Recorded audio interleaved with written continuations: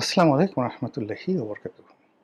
সম্মানিত দর্শক, ২০২৬ সনের আগস্ট মাসের ১৬ তারিখ সন্ধেবেলায় এই প্রতিবেদনটি বা কনটেন্টটি তৈরি করছি। শিরোনাম হলো প্রধানমন্ত্রী তারেক রহমান সাহেব ভারতে কেন যাবেন কিংবা কেন যাবেন না। যখন আমি শিরোনামটি ঠিক করি তখন মোটামুটি শতভাগ নিশ্চিত ছিল যে তিনি ভারতে যাচ্ছেন এবং আগস্ট মাসের ২২ তারিখ থেকে ২৬ তারিখের মধ্যে যে কোনো একটা সময় ২ দিনের জন্য তিনি দিল্লি সফর করবেন, দ্বিপাক্ষিক সফর। এটা ব্রিক্সের কোনো সম্মেলন নয়। সেই দ্বিপাক্ষিক সফরে যাওয়ার জন্য ভারতের যে বিখ্যাত একটি হোটেল, হোটেল তাজ, তাজ প্যালেস, সেই তাজ প্যালেসে প্রেসিডেন্সিয়াল স্যুট বাংলাদেশের যে দূতাবাস, সেই দূতাবাসের পক্ষ থেকে বুকিং করা হয়েছে। এই মর্মে ইন্টারনেটে নানা রকম খবর ছড়িয়ে পড়েছিল। সবাই যখন মোটামুটি নিশ্চিত যে না ঠিক আছে এবার ভারত যাবেন, তখন আমতে আমতে করে সরকারের যে বিরোধী দল, সরকারের বিরোধী দল, দেশের বিরোধী দল, সেটা এখনো তারা প্রমাণ করতে পারেননি। যেটিকে অনেকে আমি এবং মামুদের দল হিসেবে বর্ণনা করেন। তারা নানাভাবে ক্যাও কু, প্যাও পু বলার চেষ্টা করছিলেন যে এটা করতে হবে, ওটা করতে হবে, আদারওয়াইজ তারেক রহমান সাহেবকে যেতে দেয়া হবে না। কিন্তু আপনারা জানেন যে সিদ্ধান্ত গ্রহণে তারেক রহমান সাহেবের এখন যে কর্তৃত্ব, এটি শেখ হাসিনার চেয়ে অনেক, অনেক বেশি। শেখ হাসিনার দলে বহু মানুষ ছিলেন। তার আশেপাশে, তার পরিবারে, যারা তার সঙ্গে রাগারাগি করতেন, ঝগড়াঝাঁটি করতেন। এমনকি তার যারা কর্মী ছিলেন, সেই কর্মীরাও তার সামনে গিয়ে অনেক বিষয়ে বিতর্ক করতেন। আমি যে সকল কথা, আমি তো তখন বয়সে একেবারে নবীন একজন সংসদ সদস্য। যে সকল কথা আমি সরাসরি শেখ হাসিনাকে বলেছি এবং তার সংসদ সদস্য হওয়ার সত্ত্বেও আমি যে সকল কর্মকাণ্ড করেছি, তার ১০০ ভাগের ১ ভাগ কর্ম যদি এই সময়টাতে কোনো বিএনপির এমপি বা মন্ত্রী করেন, তার ৩২ টা দাঁত উইদিন ৩২ সেকেন্ডের মধ্যে ফেলে দেওয়া হবে। কেন আমি বলি? ধরুন আমি সংসদ সদস্য। তা আমি লিখলাম, এই কাদের মোল্লা, সেই কাদের মোল্লা নয়। সরকার যখন বিচার করছে যুদ্ধাপরাধীদের, তখন বললাম যে এই কাদের মোল্লা, সেই কাদের মোল্লা নয়। এখানে কোর্টে যাকে বিচার করা হচ্ছে কসাই কাদের রূপে, সে আসলে আব্দুল কাদের মোল্লা, ফরিদপুর বাড়ি। আর যে কাদের মোল্লার বিচার হওয়া উচিত সে মারা গিয়েছে, তিনি কসাই কাদের, মিরপুরের বিহারী কাদের, কসাই কাদের। আচ্ছা, এখন আপনি এই যে বর্তমান আইসিটিতে মামলা চলে, এইরকম একটা হট মামলা সম্পর্কে কোনো এমপি কথা একটু বলুক তো দেখি, কত বড় সাহস। আমি অর্থমন্ত্রী, স্বরাষ্ট্রমন্ত্রী, সেই সাহারা খাতুন, মহিউদ্দিন খান আলমগীর, তাদেরকে নিয়ে টেলিভিশনে নির্মম নিষ্ঠুর সমালোচনা করেছি। স্বয়ং প্রধানমন্ত্রীকে বলেছি, রেকর্ড, পার্লামেন্টারি কমিটির বৈঠকে রেকর্ড, এবং সেগুলো আবার যুগান্তর পত্রিকা থেকে শুরু করে সমস্ত পত্রিকায় ৬ কলাম ব্যানার হেডলাইন। এমপি রনির অভিযোগ প্রধানমন্ত্রীর কোনো চেইন অফ কমান্ড নেই। আপনি এরকম একটা কথা এখন কোন একজন এমপি বলুক, তারপর সেটা আসুক যে তারেক রহমান সাহেবের কোনো চেইন অফ কমান্ড নেই। দেখেন দাঁত কয়টা থাকে। ওখানে বসে সরকারি দলের এমপি তখন তারেক রহমান সাহেবের প্রশংসা করেছি। বেগম জিয়াকে নিয়ে লিখেছি স্বপ্নলোকের কল্পযুগে বেগম জিয়ার রাজনীতি। একবার নয়, দুইবার নয়, তিনবার নয়, বহুবার ইউনূস সাহেবকে নিয়ে লিখেছি। তো এই গণতন্ত্রটা আওয়ামী লীগের জমানাতে ছিল। আওয়ামী লীগের জমানাতে ছিল, ফলে কি হতো, আমরা শেখ হাসিনাকে যতটা স্বৈরাচারী মনে করি, ইভেন একদম শেষ দিন পর্যন্ত তার যারা ছাত্রলীগের নেতা ছিলেন, তাদের সঙ্গে তার তর্ক হতো, বিতর্ক হতো। তিনি অনেকে বলতেন বের হও আমার সামনে থেকে, আবার একটু পরে টেলিফোন করে বলতেন যে আসো, আসো। এই ঘটনাগুলো একটা আন্তরিকতা ছিল রাজনীতিতে। কিন্তু এখন তারেক রহমান সাহেবের যে অবস্থা, তার যে ক্ষমতা, তার যে কর্তৃত্ব, সেখানে তার সামনে সালাউদ্দিন সাহেব বলেন, মির্জা ফখরুল সাহেব বলেন, কিংবা তার নুরুল হক নুরু বলেন, রাশেদ বলেন, মানে তাকে গিয়ে অপোজ করবে একটা কথা, তার সমালোচনা করবে বা তিনি যেটা পছন্দ করেন না সেই কথা বলবে বা তার সামনে গিয়ে বঙ্গবন্ধু উচ্চারণ করবে বা শেখ হাসিনার একটা ভালো জিনিস আছে এটা উচ্চারণ করবে বা তারেক রহমান সাহেব যে জিনিসগুলো পছন্দ করে না সেরকম একটা শব্দ উচ্চারণ করবে, এইরকম মহাবীর ওনার কাছে নেই। পুরো মানে ওনার মানে ক্যাবিনেটের মধ্যে, ওনার পার্লামেন্টে এই জিনিসগুলো নেই। এর কারণটা হলো যে তার একক কর্তৃত্ব, একক ক্ষমতা। সেই ক্ষমতা তার বিরোধী দলের উপরে। শেখ হাসিনার বিরোধী দল যারা ছিলেন তারাও গৃহপালিত ছিল। তিনি এরশাদ সাহেবকে, রওশন এরশাদকে, তারপরে শেষে জিএম কাদেরকে, এদেরকে নিয়ে ঘুডু ঘুডু করতে পারতেন, একজন আরেকজনের বিরুদ্ধে লাগিয়ে দিতে পারতেন। রাশেদ খান মেনন এবং তার দলের মধ্যে ফজলে হোসেন বাদশাহ, তাদের মধ্যে ঘুডু ঘুডু লাগিয়ে দিতে পারতেন। এরপরে হাসানুল হক ইনু, মঈনুদ্দিন খান বাদল, তাদের মধ্যে ঘুডু ঘুডু লাগিয়ে দিতে পারতেন। এখন তারেক রহমান সাহেবের সেটা বলতে হয় না, তিনি যেটা চাইবেন সেটাই সংসদের বিরোধী দল এবং রাজপথের বিরোধী দল হুবহু সেম জিনিসটা করবে। এবং এই যে বাইরে যে সমালোচনাগুলো শুনছি, গালাগালিগুলো শুনছি, এগুলো যে মেকি, এগুলো যে সাজানো, এটা বোঝার জন্য খুব বেশি পাণ্ডিত্য দরকার নেই। তো সেই দিক থেকে জনাব তারেক রহমান সাহেবের ভারত সফর, ভারত সফরে যাওয়া, এটা 100% তার ডিজায়ার, তার একক ডিজায়ার। তিনি কারো পরামর্শ নিতে পারেন যদি তার ইচ্ছা হয়, কিন্তু তার যদি ইচ্ছা না হয়, ডিজায়ার না হয় এবং তিনি যদি ওপেন আপ করে না দেন, সেখানে তাকে পরামর্শ দেওয়ার মতো ক্ষমতা তার সরকারের বাইরের কারোরই নেই। নো ওয়ান, ভিতরও নেই, বাইরেরও নেই। তো সেই দিক থেকে তিনি ভারত যাচ্ছেন, ভারত যাবেন, এটা একান্তই তার ব্যক্তিগত বিষয়। যাবেন না তাও তার ব্যক্তিগত বিষয়। গেলে কি হবে সফলতা, এটার সফর তাকেই করতে হবে বা আমাদেরকে করতে হবে। না গেলে কি হবে, অ্যাজ ইট ইজ, মানে কমপ্লেক্স ব্যাপার।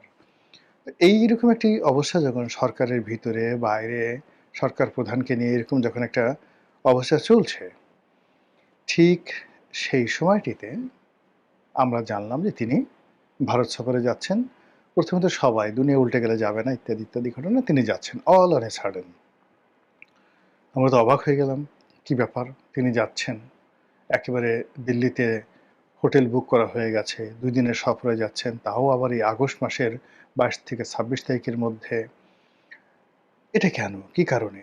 নানা রকম ইউটিউবে যারা কন্টেন্ট তৈরি করেন, আওয়ামী লীগের পক্ষের লোক, বিপক্ষের লোক, তারা এটা নিয়ে একেবারে নাকে নস্যি বেঁধে বিচার করে, বিশ্লেষণ করে নানা রকম কথা বলার চেষ্টা করছেন। গেলে কি হবে, না গেলে হবে, কেন যাবেন, যারা আওয়ামী লীগের লোকজন আসতেই হবে ভারতে, ভারত ছাড়া কি তারেক রহমান সাহেবের ক্ষমতা টিকে থাকা সম্ভব, ইত্যাদি ইত্যাদি ইত্যাদি ইত্যাদি। এই যখন চলছে, তখন আজকের দিনের খবর হলো এই বিকেল পর্যন্ত, আবার এটা যে কালকে থাকবে আই এম নট শিওর। আগামীকাল এটা পরিবর্তন হতে পারে। এই কারণে এটা হলো প্রধানমন্ত্রীর ডিজায়ার। তিনি যখন ইচ্ছা, যেভাবে ইচ্ছা সেভাবে তিনি সিদ্ধান্ত গ্রহণ করবেন। তো কাজেই আজকের দিনে খবর হলো যে উনি যাচ্ছেন না।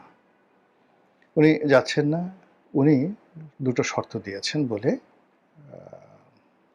পত্রপত্রিকায় এসছে। শর্ত নম্বর 1, শেখ হাসিনাকে ফেরত দিতে হবে।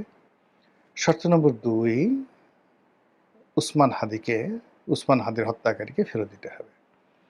এটা যেভাবে আলোচনা হচ্ছে, তদ্রূপ ডিপ্লোম্যাটিক ল্যাঙ্গুয়েজে পররাষ্ট্র মন্ত্রণালয়ের থেকে বলা হচ্ছে যে জনাব তারেক রহমান সাহেব প্রধানমন্ত্রী, তিনি যে ভারত যাবেন, এটা যাওয়ার জন্য যে একটা অনুকূল পরিবেশ দরকার, সেই পরিবেশটা এখনো তৈরি হয়নি বা সৃষ্টি হয়নি। ব্যাস এই পর্যন্তই। তো এরই মধ্যে আবার তারেক রহমান সাহেবের যারা বিরোধী পক্ষ বা যারা চান তারেক রহমান সাহেব ভারতে যান, ভারতে যাওয়ার পর ভারত তাকে শিকল দিয়ে আটকে ফেলুক। শিকল মানে কি, মায়ার বন্ধন, ভালোবাসার বন্ধন, গলায় মালা পরে আটকে ফেলুন। তারপর তার হাতে শেখ হাসিনাকে তুলে দিবেন। তারপর তাকে অনুরোধ করবেন যে আপনি আওয়ামী লীগের সেই নিষেধাজ্ঞা উঠে পড়ুন। আর আওয়ামী লীগের লোকজন শামীম ওসমানের নেতৃত্বে, জাহাঙ্গীর কবির সাহেব নানক এর নেতৃত্বে, বাহাউদ্দিন নাজমী সাহেবের নেতৃত্বে প্লেন ভরে ভরে লন্ডন, আমেরিকা থেকে হাজার হাজার লোক বাংলাদেশের এয়ারপোর্টে আসবে। কোটি কোটি মানুষ তাদেরকে অভ্যর্থনা জানাবে, আর বিএনপির লোক আর জামাতের লোক ঘরে শুয়ে শুয়ে লেবেন চুষ খাবে। এই যে এটা স্বপ্নবিলাসী কল্পনা, এই কল্পনা যারা করেন তাদের বক্তব্য হলো তাকে ভারত যেতেই হবে। ভারতে না গেলে তিনি টাকা পাবেন কোথায়? ডিজেল পাবেন কোথায়? গ্যাস পাবেন কোথায়? এই মুহূর্তে তো বাজেটারি সাপোর্টের জন্য তার যে টাকা দরকার অ্যাটলিস্ট $4 to $5 বিলিয়ন দরকার। সেই $4 থেকে $5 বিলিয়ন চীন তো তাকে দিচ্ছে না। একমাত্র ভারতই তাকে দিতে পারে। সৌদি আরবও তাকে দেবে না। কেউ দেবে না। কোনো বন্ধু নেই। IMF দেবে না, ওয়ার্ল্ড ব্যাংক কেউ দেবে না। অন্যদিকে যেটা IMF থেকে আমাদের পাওয়ার কথা সেটা তো আমরা পেলামই না। ইউনূস জামানাতে অর্থাৎ শেখ হাসিনার জামানাতে যেটা প্রায় $5 বিলিয়ন যে একটা ঋণ চুক্তি স্বাক্ষরিত হয়েছিল, যেটার ৩টি কিস্তি দেওয়া হয়েছিল বা ২টো কিস্তি দেওয়া হয়েছিল, বাকি কিস্তি একটাও ইউনূস জামানাতে ছাড়ানো যায়নি। আর এই সরকারের আমলে সেই ঋণ চুক্তিটাই বাতিল করে দিয়ে বলছে ফ্রেশ ভাবে নতুন করে অ্যাপ্লাই করো। আর সেই নতুন অ্যাপ্লাই করা হয়েছে কিনা আমরা জানি না। তবে যে একটা রিপোর্ট দেখলাম সেটা হলো ওয়ার্ল্ড মানে IMF মানে ঋণের ভারে জর্জরিত 10টি দেশের তালিকা করেছে, তার মধ্যে বাংলাদেশও আছে। কখন যে আরও মন্দ রিপোর্ট এই ব্যাপারে চলে আসে আমরা বলতে পারি না। তো এইরকম যখন অবস্থা চলছে তখন সরকার পরিচালনা করার জন্য তার টাকা দরকার। আর ওই যে আওয়ামী লীগের যারা লোকজন, ভারতপন্থী যারা লোকজন, তারা বলছে যে এই সময় ভারত ছাড়া আসলে তাকে কেউ সাহায্য করতে পারবে না এবং ভারত তাকে যে শর্ত দেবে, যে চুক্তি দেবে সেটা অনুধাবন করে মেনে নিয়েই তাকে যেতে হবে। অন্যদিকে যারা ভারত বিরোধী শক্তি আছে বাংলাদেশে, তাদের বক্তব্য হলো আমরা না খেয়ে মরবো, দরকার হলে উটের চামড়া খাবো, জুতোর চামড়া আমরা সেদ্ধ করে খাবো। আমাদের আল্লাহ রসুলও তো একবার এরকম ৬-৭ বছর পরিবার পরিজন নিয়ে এরকম অবরোধের মধ্যে পড়েছিলেন। তারা সেই উটের চামড়া খেয়েছেন, তারপর জুতোর চামড়া সেদ্ধ করে তারপর তারা ঘূর্ণিবৃত্তি নিবারণ করেছেন। তো পেটে পাথর বেঁধেছেন। তো সেরকম যদি হয় আমরাও সেই কাজ করবো। আমরা ভারতের কাছে কোনো অবস্থাতেই আমাদের আত্মমর্যাদা বিসর্জন দেব না। আমাদের ঈমান আছে, ইয়াকিন আছে, আমল আছে। আমরা ফু দিলে অনেক কিছু হয়ে যায়। এরকম যারা একটা ইলিউশন, হ্যালুসিনেশন এর মধ্যে যারা আছেন তাদের কথা আলাদা। এখন আমরা বাস্তবে আসি। বাস্তবে হলো যে প্রতিবেশী ভারত আমাদের বৃহত্তম প্রতিবেশী। আমাদের ট্রেড অ্যান্ড কমার্সের একটা বিরাট অংশ তাদের সাথে হয় এবং আমাদের অনেকগুলো সফট পাওয়ার, সেই সফট পাওয়ারে ভারতের অংশগ্রহণ আছে। নেতিবাচক বলেন, ইতিবাচক বলেন। আমাদের সেনাবাহিনীর মধ্যে, পুলিশের মধ্যে,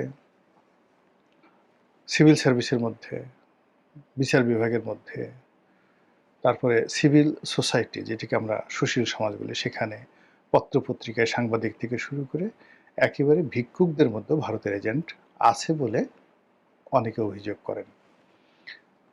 তো কাজে এ সকল সফট পাওয়ার দিয়ে তার সঙ্গে সঙ্গে আবার প্রায় ৪,২০০ কিলোমিটারের বা ৪,৩০০ কিলোমিটারের বিশাল সীমান্ত ওদের সাথে আমাদের আছে এবং বাংলাদেশে একটি বৃহত্তম রাজনৈতিক দল, যে রাজনৈতিক দলে এই মুহূর্তে অ্যাটলিস্ট 40% তাদের সমর্থন রয়েছে এককভাবে, মানে আওয়ামী লীগের।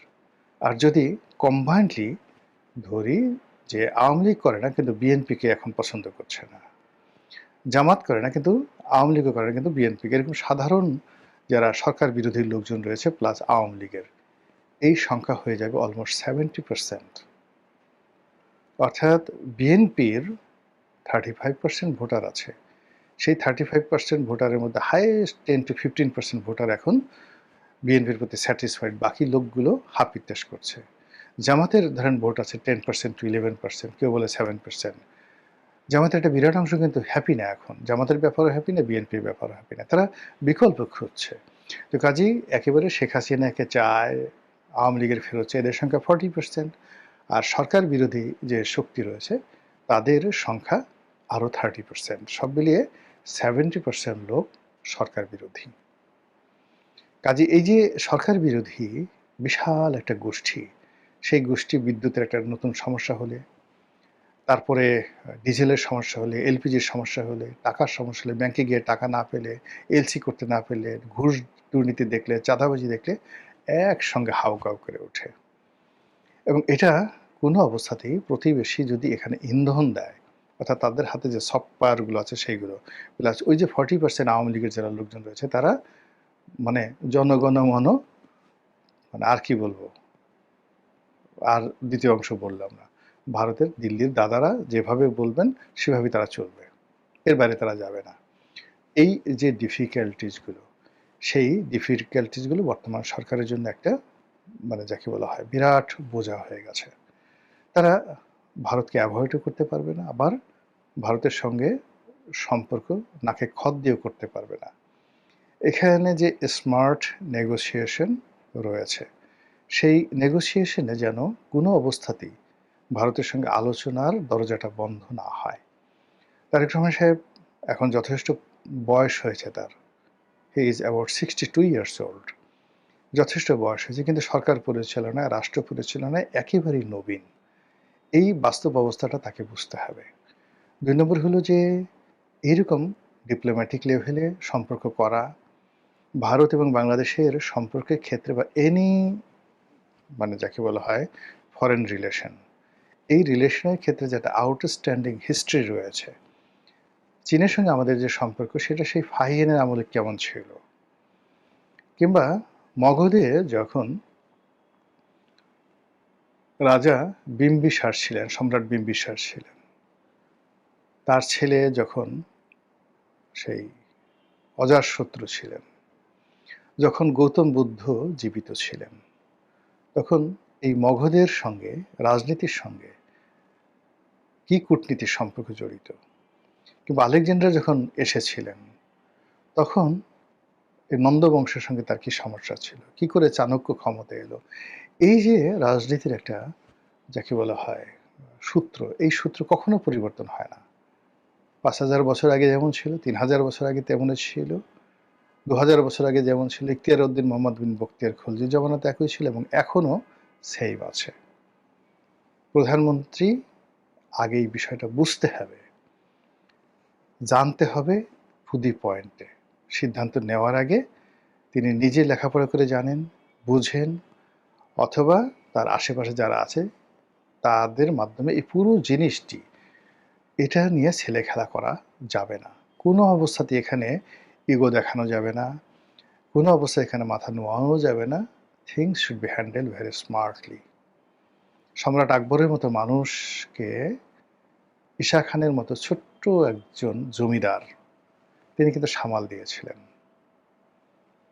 কূটনীতির কারণে, অসাধারণ কূটনীতি, অসাধারণ বিদ্রোহ মানে বীরত্বের কারণে।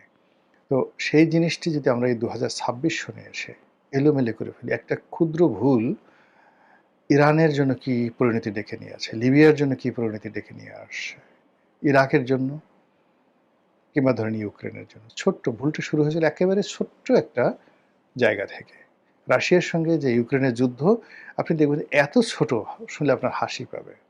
হুতিদের সাথে এখন সৌদি আরবের যে যুদ্ধ, এত ছোট। ফলে এখন ভারতের সাথে বাংলাদেশের যে সম্পর্ক, সেই সম্পর্কটা আসলে খুব সেন্সিটিভ জায়গায় আছে। এখানে এমন কিছু ঘটেনি যে কারণে আলোচনার দ্বার বন্ধ হয়ে যাবে। আর এভাবে শর্ত দিয়ে কখনো বন্ধুত্ব হয় না।